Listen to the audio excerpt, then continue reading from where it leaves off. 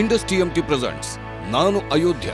Indus 555 DTMT. Indus ಒಳಗೆ ನೆಮ್ಮದಿ ಹೊರಗೆ. Co-presented by Cycle Agarbatti. Cycle 3-in-1 Agarbatti for health, wealth and happiness. Co-powered by Starlight. Fall in love with your home.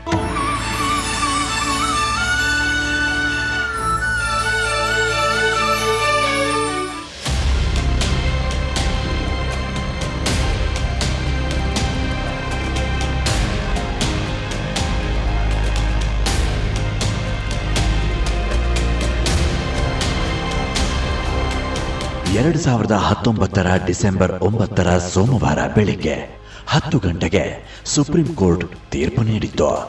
ರಾಮನ ಜಾಗ ರಾಮನಿಗೆ ಸೇರಬೇಕೆಂಬ ಮಹಾನ್ ತೀರ್ಪು ಭಾರತದ ಕಾನೂನು ವ್ಯವಸ್ಥೆಯ ಇತಿಹಾಸದಲ್ಲೇ ಅತ್ಯಂತ ಅಪರೂಪವಾದ ಮಹಾನ್ ತೀರ್ಪು ಬಂದಿತ್ತು. ಇಡೀ ದೇಶ ಸಂಭ್ರಮಿಸಿತ್ತು. ಶತಮಾನಗಳ ಸಂಘರ್ಷ ಮುಗಿಯಿತೆಂದು ನಮ್ಮೆಲ್ಲರ ರಾಮನಿಗೆ, ರಾಜೀವ ಲೋಚನಿಗೆ ವಿಜಯ ಸಿಕ್ಕಿತೆಂದು.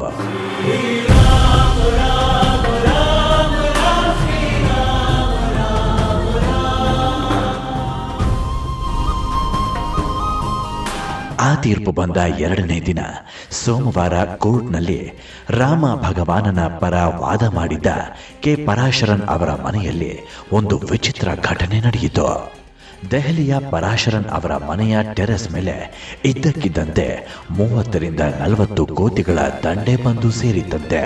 ಎಂದು ಆ ಮನೆಯತ್ತ ಕೋತಿಗಳು ಬಂದುದಿಲ್ಲ. ಆದರೆ ಇದ್ದಕ್ಕಿದ್ದಂತೆ 30ರಿಂದ 40 ಕೋತಿಗಳ ದಂಡು ಹೇಗೆ ಬಂತೆಂದು ಗೊತ್ತಾಗಲಿಲ್ಲ. ಅದು ಕೂಡ ರಾತ್ರಿ 8:45 ಸುಮಾರು. ಕೆ ಪರಾಶರನ್ ನೋಡುತ್ತಾರೆ, ಆ ಕೋತಿಗಳೆಲ್ಲ ಕುಣಿಯುತ್ತಿದ್ದವು, ಆಟವಾಡುತ್ತಿದ್ದವು, ಹಾರುತ್ತಿದ್ದವು, ಸುತ್ತಲಿದ್ದ ವಸ್ತುಗಳನ್ನು ಆಟಿಕೆಯಂತೆ ಎಸೆಯುತ್ತಾ ಆಡುತ್ತಿದ್ದವು. ಮನೆ ಪಕ್ಕದಲ್ಲಿದ್ದ ನುಗ್ಗೆ ಮರದ ಕಾಂಡಗಳೆಲ್ಲವನ್ನು ಕಿತ್ತೊಗೆದು ಆಡಿದವು.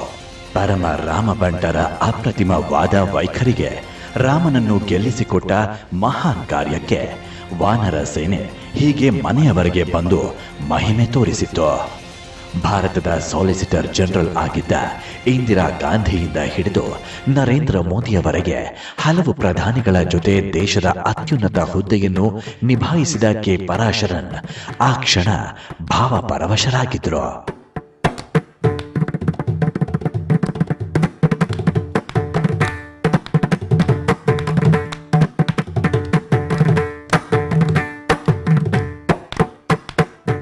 ಅದು ರಾಮದೇವರ ಕೈಚಳಕವಾಗಿತ್ತು. ಭಗವಾನ್ ರಾಮ ಆ ದಿನಕ್ಕೋಸ್ಕರ 69 ವರ್ಷ ಕಾದಿದ್ದ. ಈ ನೆಲದ ಕಾನೂನು ಒಪ್ಪುವಂತೆ ತನಗೊಂದು ಮಂದಿರ ಕಟ್ಟಲು 1950ರಿಂದ 69 ವರ್ಷಗಳವರೆಗೆ ಆ ರಾಮ ಕಾಯುತ್ತಲೇ ಇದ್ದ. ರಾಮನಾಗಿ ಅವತಾರವೆತ್ತಿದಾಗ ಕೇವಲ 14 ವರ್ಷವಷ್ಟೇ ವನವಾಸದಲ್ಲಿ ಕಳೆದವನು. ಕೇವಲ 14 ವರ್ಷವಷ್ಟೇ ಅವನು ಪರ್ಣಶಾಲೆಯಲ್ಲಿ ಜೀವನ ಕಳೆದವನು. ಆ ಪರ್ಣಶಾಲೆಯ ಜೀವನಕ್ಕಿಂತ 3 ಪಟ್ಟು ಹೆಚ್ಚು ಕಾಲ ಈಗ ಕಾದಿದ್ದಾನೆ. ಕಾಯುವಿಕೆ ಸಾಕಾಗಿದೆ. ಮಂದಿರ ನಿರ್ಮಾಣವಾಗಲೇಬೇಕೆಂಬುದು ಅವನ ಇಚ್ಛೆಯಾಗಿರಬೇಕು. ಹಾಗಂದಿದ್ರು K Parasaran.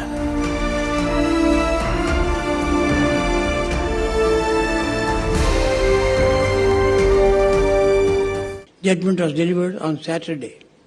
On Monday night, 8:45, at Delhi, in the residence in which I am, Bahur, second floor is the open terrace, about 30 or 40 monkeys came. Can't imagine so many monkeys, and that too night at 8:45. Therefore, and they were playing, jumping, kicking. The next house construction is going on. They won't kick the tin which is covered throughout to avoid any pollution. There is a drumstick tree in the service lane. They broke almost all the branches of the tree. It is almost a tree now standing with only 1 or 2 branches. The hand of God has played. Lord Ram has taken care of it. 69 years he waited for it. From 1950, for 69 years he had waited for it. When he came as avatar, only 14 years of Vanamasa, and in Parnasala life, 14 years. He lived in a Parnasala. Now, it is 20 years after the demolition, 29th year. Twice that time he has been in Parnasala. He had waited enough. His patience gave way. He said, enough is enough, the temple shall come.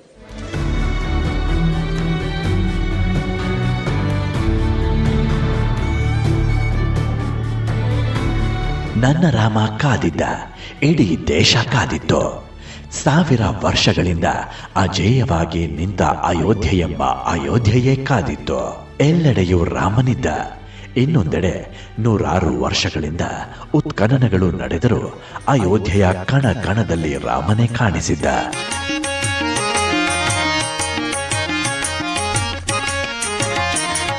ರಾವಣನ ಮೂಲ ಬಲ ಕಂಡು ಕಪಿಸೇನೆ ಅವಾಗಲೇ ಬೆದರಿ ಓಡಿದವು. ರಾವಣನ ಮೂಲ ಬಲ ಕಂಡು ಕಪಿಸೇನೆ ಅವಾಗಲೇ ಬೆದರಿ ಓಡಿದವು. ಈ ವೇಳೆ ನರನಾಗಿ ಇರಬಾರದೆಂದೆನಿಸಿ, ಈ ವೇಳೆ ನರನಾಗಿ ಇರಬಾರದೆಂದೆನಿಸಿ ದೇವರಾಮಚಂದ್ರ ಜಗವೆಲ್ಲ ತಾನಾದ. ಅಲ್ಲಿ ನೋಡಲು ರಾಮ ಶ್ರೀರಾಮ, ಇಲ್ಲಿ ನೋಡಲು ರಾಮ ರಾಮ, ಅಲ್ಲಿ ನೋಡಲು ರಾಮ. ಹಾಗೆ ರಾಮ ಮತ್ತೆ ಬರಲು ಪ್ರಮುಖವಾಗಿ ಕಾರಣರಾದವರು ಇದೇ ಪರಾಶರನ್, ಕೇಶವ ಅಯ್ಯಂಗಾರ್ ಪರಾಶರನ್. ತಮಿಳುನಾಡಿನ ಶ್ರೀರಂಗಂನಲ್ಲಿ 1927ರಲ್ಲಿ ಹುಟ್ಟಿದವರು. ಇವರನ್ನು ಭಾರತ ಅಡ್ವೊಕೇಟ್ಗಳಲ್ಲೇ ಭೀಷ್ಮ ಪಿತಾಮಹನೆಂದು ಹೆಸರಾದವರು. ಇಂದು ಅಯೋಧ್ಯೆಯಲ್ಲಿ ಭವ್ಯ ಮಂದಿರ ನಿರ್ಮಾಣವಾಗುತ್ತಿರುವುದರ ಹಿಂದೆ ಈ ಪರಾಶರನ್ರ ಮಹತ್ವದ ಪಾತ್ರವಿದೆ.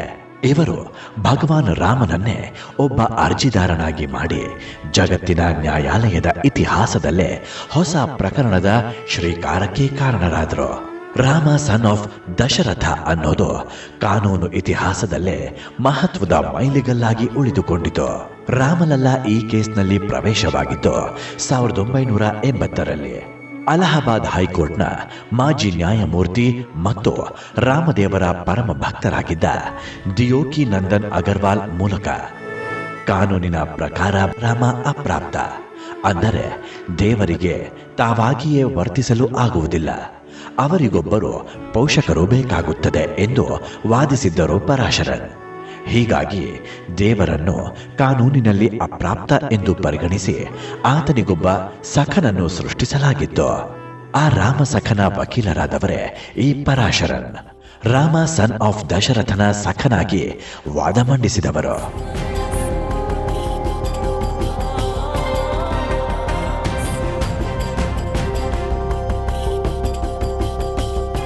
ಪರಾಶರ ಅಂದರೆ ಮುರಹರ, ಕೆಟ್ಟದ್ದನ್ನು ಸಂಹರಿಸುವವನು ಎಂದು ಅರ್ಥ. ಒಳಿತಿಗೆ ಆದರ್ಶಕ್ಕೆ ಮೇರು ಪ್ರತಿಮೆಯಾದ ಮರ್ಯಾದಾ ಪುರುಷೋತ್ತಮನ ಪರ ವಾದ ಮಂಡಿಸಲು ಈ ಪರಾಶರನ್ ಬಿಟ್ಟರೆ ಬೇರಾರಿದ್ದಾರೆ. நான் ஒரு ஆஸ்திகன், அதாவது believer. I am not a நான் பிலீவர். இப்போது ஃபார்மசிக்கு போகிறோம், ஒரு மாத்திரை வாங்குகிறோம், date of manufacture, date of எக்ஸ்பைரின்னு போட்டுருவோம். இறைவன் அது போல் முத்திரை போட்டுருவான் தலையில், date of birth, date of எக்ஸ்பைரின்னு போட்டுருவோம். இது ரெண்டும் நம்ம நிர்ணயம் பண்ணுறதில்ல, அவன் நிர்ணயம் பண்ணுறான். ರಾಮ ಸನ್ ಆಫ್ ದಶರಥ ಅಂತ ದೇವರ ಪರವೇ ವಾದ ಮಂಡಿಸುವಂತಹ ಹೊಸ ಪರಿಕಲ್ಪನೆಯನ್ನು ಹುಟ್ಟುಹಾಕಿದ್ದೆ ಈ ಪರಾಶರನ್. ಭಾರತದ ಕಾನೂನು ಶಾಸ್ತ್ರದ ಎಲ್ಲ ಸೆಕ್ಷನ್ಗಳನ್ನು ಜಾಲಾಡಿರುವ ಪರಾಶರನ್ರದ್ದೇ ಕೂಸಿದು ಮತ್ತು ಅವರು ಇದನ್ನು ಸಮರ್ಥವಾಗಿ ನಿರ್ವಹಿಸಿ ಯಶಸ್ವಿಯಾದರೂ ಕೂಡ. ಹಾಗಾಗಿಯೇ ರಾಮಬಂಟ ವಾನರ ಸೇನೆ ತೀರ್ಪು ಬಂದ ಮರುದಿನವೇ ಪರಾಶರನ್ರ ಮನೆಯ ಮಹಡಿ ಮೇಲೆ ಹುಚ್ಚೆದ್ದು ಕುಣಿದದ್ದು.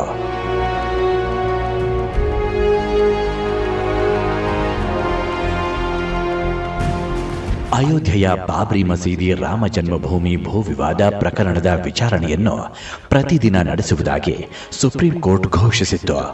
5 ನ್ಯಾಯಮೂರ್ತಿಗಳ ಸಾಂವಿಧಾನಿಕ ಪೀಠದಲ್ಲಿ 40 ದಿನಗಳ ಕಾಲ ಪ್ರತಿದಿನ ಸುದೀರ್ಘ ವಿಚಾರಣೆ ನಡೆಯಿತು. ಆ ವಿಚಾರಣೆಯ ಮೊದಲ ದಿನವೇ 92 ವರ್ಷದ ಪರಾಶರನ್ ತಮ್ಮ ಪರಾಕ್ರಮ ತೋರಿಸಿದ್ದರು. ಮುಸ್ಲಿಮರು ಎಲ್ಲಿ ಬೇಕಾದರೂ ಪ್ರಾರ್ಥನೆ ಸಲ್ಲಿಸಬಹುದು. ಅಯೋಧ್ಯೆಯಲ್ಲೇ 55 ರಿಂದ 60 ಮಸೀದಿಗಳಿವೆ. ಆದರೆ ಹಿಂದೂಗಳಿಗೆ ರಾಮನ ಜನ್ಮಭೂಮಿ ಇರುವುದು ಇದೊಂದೇ, ಅದನ್ನು ಬದಲಿಸಲಾಗದು ಎಂದು ಅವರು ಬಲವಾಗಿ ಪ್ರತಿಪಾದಿಸಿದ್ದರು.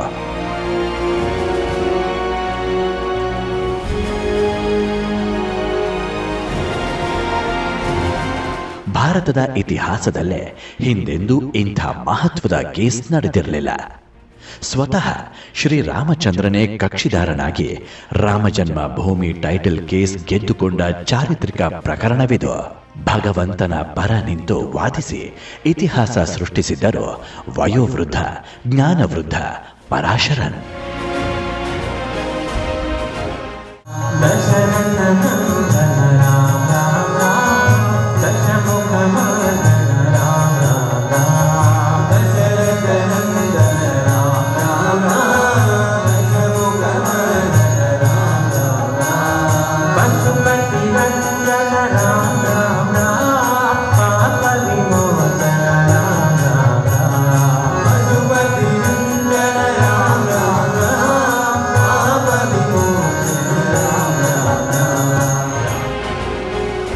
ವಿಚಾರಣೆಯ ಪ್ರತಿದಿನ ಪ್ರಕರಣದ ಎಲ್ಲ ಆಯಾಮಗಳಲ್ಲೂ ಶ್ರದ್ಧೆಯಿಂದ ತೊಡಗಿಸಿಕೊಂಡಿದ್ದರು ಪರಾಶರನ್. ಕೋರ್ಟ್ ಕಲಾಪದ ಆದಿಯಿಂದ ಅಂತ್ಯದ ತನಕ ಹಾಜರಿರುತ್ತಿದ್ದರು. ಪ್ರತಿದಿನ ಬೆಳಿಗ್ಗೆ 10:30ಕ್ಕೆ ಕೋರ್ಟ್ ಕಲಾಪ ಆರಂಭವಾಗಿ ಸಂಜೆ 4 ಅಥವಾ 5ಕ್ಕೆ ಮುಕ್ತಾಯವಾಗುತ್ತಿತ್ತು. 6 ವಕೀಲರ ತಂಡ ಅವರ ಸಹಾಯಕ್ಕಿತ್ತು. ಪರಾಶರನ್ ಅವರ ನೆನಪಿನ ಶಕ್ತಿ, ಕಾನೂನು ತಿಳುವಳಿಕೆ, ಶಿಸ್ತುಬದ್ಧ ದಿನಚರಿ ಅವರೆಲ್ಲರನ್ನೂ ವಿಸ್ಮಯಗೊಳಿಸಿತ್ತು. ತೀವ್ರ ವಿಚಾರಣೆಯುದ್ದಕ್ಕೂ ಎಲ್ಲೂ ಒಂದು ಕ್ಷಣವೂ ಅವರು ತಾಳ್ಮೆಯನ್ನು ಕಳೆದುಕೊಂಡಿರಲಿಲ್ಲ.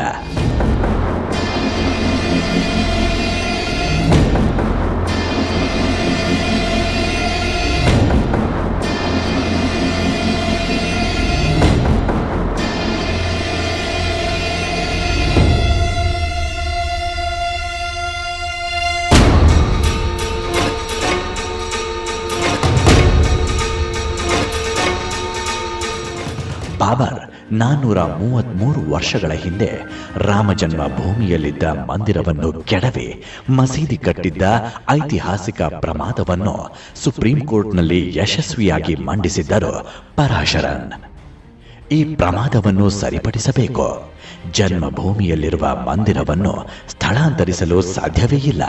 ಅದು ರಾಮ ಜನ್ಮಭೂಮಿಯಲ್ಲೇ ಇರಬೇಕು ಎಂದು ವಾದಿಸಿದ್ದರು.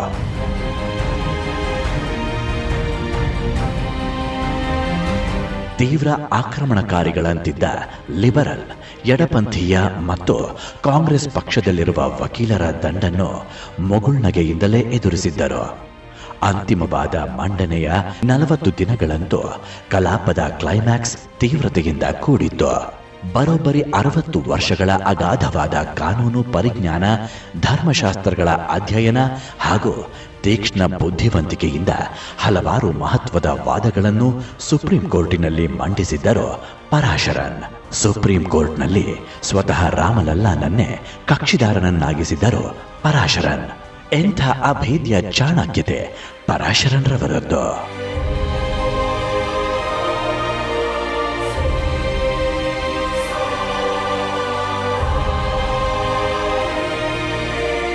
ನಾನೊಬ್ಬ ಪರಮ ಆಸ್ತಿಕ ಎಂದು ಯಾವುದೇ ಮುಲಾಜಿಲ್ಲದೆ ಹೇಳುವ ಕೇಶವ ಪರಾಶರನ್ ಹುಟ್ಟಿದ್ದು ತಮಿಳುನಾಡಿನ ಶ್ರೀರಂಗಂ ಜಿಲ್ಲೆಯಲ್ಲೇ. ಭೂಲೋಕದ ವೈಕುಂಠವೆಂದೇ ಖ್ಯಾತವಾದ ಶ್ರೀರಂಗಂನ ಪಾರ್ಥ ಸಾರಥಿಯ ದೇವಾಲಯದ ರಥಬೀದಿಯಲ್ಲಿ ಬಾಲ್ಯ ಕಳೆದವರು. ಶಾಲೆಗೆ ಹೋಗುವಾಗಲೆಲ್ಲ ಪಾರ್ಥಸಾರಥಿ ದೇಗುಲದ ಎದುರು ಬಂದರೆ ನಮಸ್ಕರಿಸಿಯೇ ಹೋಗುತ್ತಿದ್ರು. ಹಾಗಿದ್ದ ಮೇಲೆ ಕೇಳಬೇಕೆ ಪರಾಶರರ ಬದುಕಿನ ಪರಾಕ್ರಮವನ್ನು. ಶ್ರೀ ವೈಷ್ಣವ ಸಂಪ್ರದಾಯಸ್ಥ ಮನೆತನದಲ್ಲಿ ಹುಟ್ಟಿದರು ಪರಾಶರನ್. ಗುರು ವಶಿಷ್ಠರ ಶಿಷ್ಯ ಪರಂಪರೆಯಲ್ಲಿ ಬರುವಂತಹ ಹೆಸರು ಅದು.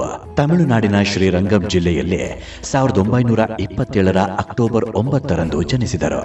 ತಂದೆ ಕೇಶವ ಅಯ್ಯಂಗಾರ್ ಪ್ರಸಿದ್ಧ ವಕೀಲರಾಗಿದ್ದರು. ತಾಯಿ ರಂಗನಾಯಕಿ.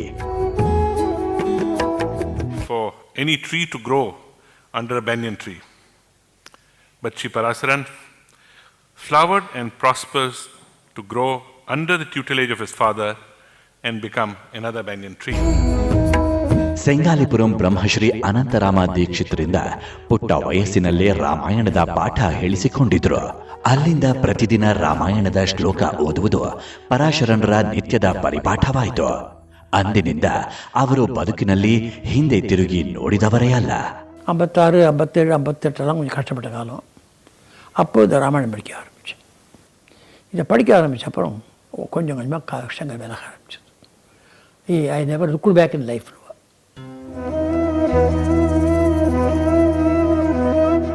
ಸುಪ್ರೀಂ ಕೋರ್ಟ್ನಲ್ಲಿ 1958ರಿಂದ ವಕೀಲಿಕೆ ಆರಂಭಿಸಿದ್ರು. 1949ರಲ್ಲಿ ಸರೋಜಾ ಅವರನ್ನು ವಿವಾಹವಾಗಿದ್ದರು. 3 ಪುತ್ರರು. ಮಗ ಮೋಹನ್ ಪರಾಶರನ್ UPA 2ನೇ ಅವಧಿಯಲ್ಲಿ ಸಾಲಿಸಿಟರ್ ಜನರಲ್ ಆಗಿದ್ದರು. ಬಾಲಾಜಿ ಪರಾಶರನ್ ಮತ್ತು ಸತೀಶ್ ಪರಾಶರನ್ ಮತ್ತಿಬ್ಬರು ಪುತ್ರರು. 2 ಪುತ್ರಿಯರು. ಕೆಲಸದಲ್ಲಿ ಎಂತಹ ತಲ್ಲೀನತೆ ಎಂದರೆ ಇವರಿಗೆ ಮಕ್ಕಳು ಯಾವ ತರಗತಿಯಲ್ಲಿ ಓದುತ್ತಿದ್ದಾರೆ ಎನ್ನುವುದು ತಿಳಿಯದಷ್ಟು.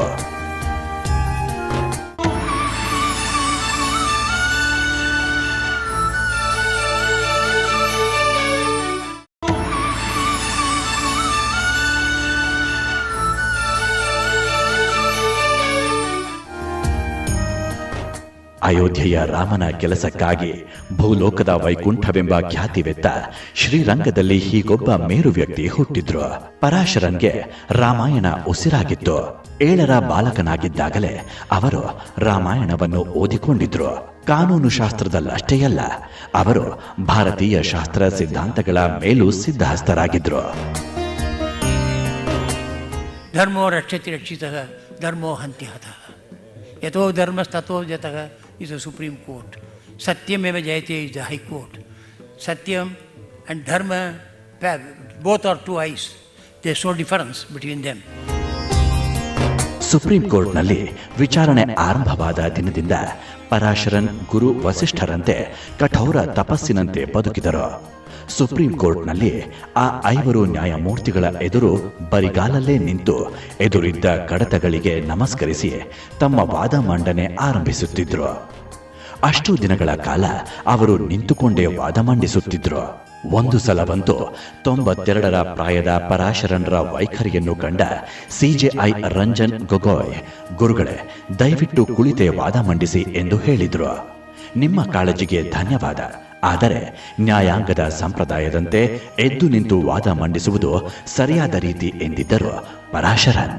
ಆ 40 ದಿನಗಳಲ್ಲೂ ಕೆ ಪರಾಶರನ್ರ ದೆಹಲಿಯ ಕಚೇರಿ 24 ಗಂಟೆಯೂ ತೆರೆದಿತ್ತು. 40 ವಕೀಲರ ತಂಡ ಪ್ರತಿದಿನ 18 ಗಂಟೆ ಕಾರ್ಯನಿರ್ವಹಿಸುತ್ತಿತ್ತು. ಮೊದಲು ಹಿಂದೂ ಕಕ್ಷಿದಾರರ ವಾದ ನಡೆದಿತ್ತು. ಶನಿವಾರ ರವಿವಾರವೂ ಕಚೇರಿ ತೆರೆದಿತ್ತು. ಸೋಮವಾರದ ವಿಚಾರಣೆಗೆ ರೆಡಿಯಾಗ್ತಿದ್ರು. ಸಾವಿರಾರು ಪುಟಗಳ ಕಾಗದ ಪತ್ರಗಳನ್ನ ಪ್ರತಿದಿನ 35 ಸೆಟ್ಗಳಲ್ಲಿ ಪ್ರತಿ ಮಾಡಬೇಕಿತ್ತು, ಕರೆಕ್ಷನ್ ಮಾಡಬೇಕಿತ್ತು.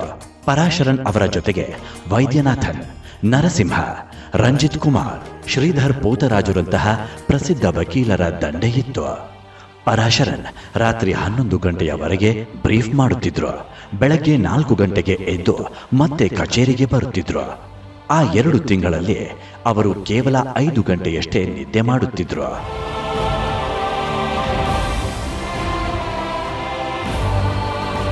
ಆ ಸಮಯದಲ್ಲಿ ಪರಾಶರನ್ರ ಕಣ್ಣಿನ ಆರೋಗ್ಯದಲ್ಲಿ ಸಮಸ್ಯೆ ಇತ್ತು. ವೈದ್ಯರಿಗೆ ತೋರಿಸಲು ಚೆನ್ನೈಗೆ ಹೋಗಬೇಕಿತ್ತು. ಆದರೆ ಕೇವಲ ದೂರವಾಣಿಯಲ್ಲೇ ಸಂಪರ್ಕಿಸಿ ಔಷಧ ಪಡೆದು ತಮ್ಮ ಕೆಲಸ ನಿರ್ವಹಿಸಿದ್ರು. ಪರಾಶರನ್ರಿಗೆ ಅಯೋಧ್ಯೆ ಒಂದು ಕೇಸ್ ಅಷ್ಟೇ ಆಗಿರಲಿಲ್ಲ. ಗಂಟೆಗೆ ಇಷ್ಟು ಎಂದು ಸಂಭಾವನೆಯುವಂತಹ ಮಹಾನ್ ಅಡ್ವೊಕೇಟ್ಗಳಂತೆ ಅಯೋಧ್ಯೆ ಕೇಸ್ ಅವರಿಗೆ ಹಣ ತಂದು ಕೊಡುವ ಉದ್ಯೋಗವಾಗಿರಲಿಲ್ಲ. ವಿಶೇಷವೆಂದರೆ ಈ ಕೇಸ್ನಲ್ಲಿ ಪರಾಶರನ್ 1 ರೂಪಾಯಿ ಫೀಸ್ ಕೂಡ ಪಡೆಯಲಿಲ್ಲ. ಅಯೋಧ್ಯೆ ಕೇಸ್ ಅವರಿಗೆ ನಂಬಿಕೆಯ ವಿಷಯವಾಗಿತ್ತು. ಈ ಕೇಸ್ನಲ್ಲಿ ಫ್ಯಾಕ್ಟ್ಗಳು ತುಂಬಾ ಇದ್ದವು, ಆದರೆ ಅಷ್ಟೇ ಕಾನೂನಿನ ವಿಚಾರವೂ ಇತ್ತು. ಕೋಡ್ ಆಫ್ ಸಿವಿಲ್ ಪ್ರೊಸೀಜರ್ನ ಒಂದು ಸಂಪೂರ್ಣ ಥೀಸಿಸ್ ಇದಾಗಿತ್ತು. ಈ ಪ್ರಕರಣಕ್ಕೆ ಅನ್ವಯವಾಗದು ಎನ್ನುವಂತಹ ಯಾವುದೇ ಪ್ರಾವಿಷನ್ ಇಲ್ಲಿರಲಿಲ್ಲ. ಸಂವಿಧಾನದ ಹಲವಾರು ಪ್ರಾವಿಷನ್ಗಳು ಎವಿಡೆನ್ಸ್ ಆಕ್ಟ್ ಸೇರಿದಂತೆ ಎಲ್ಲ ಆಕ್ಟ್ಗಳಿಗೆ ಸಂಬಂಧಿತ ವಿಚಾರವಾಗಿತ್ತು Ayodhya case.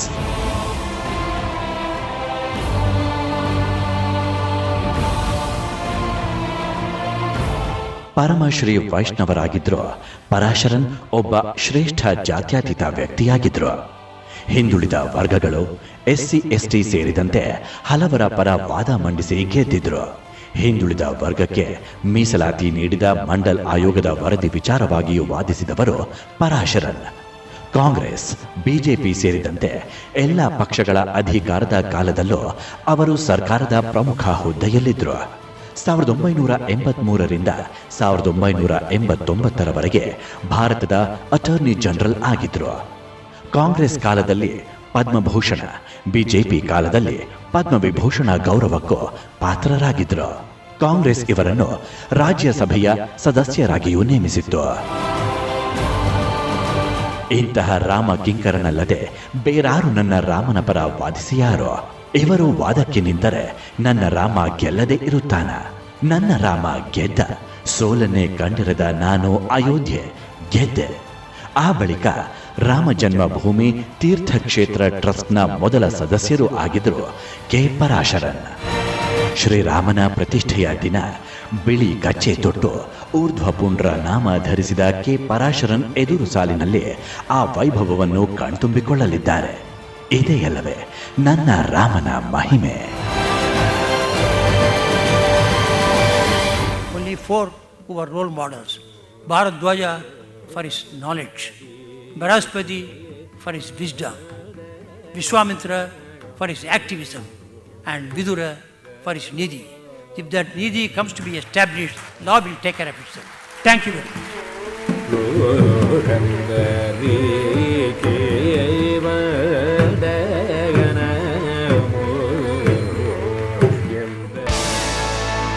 Indus TMT presents ನಾನು ಅಯೋಧ್ಯ. Indus 555 DTMT. ಇಂಡಸ್ ಒಳಗೆ ನೆಮ್ಮದಿ ಹೊರಗೆ. Co-presented by Cycle Agarbatti. Cycle 3-in-1 Agarbatti for health, wealth and happiness. Co-powered by Starlight. Fall in love with your home.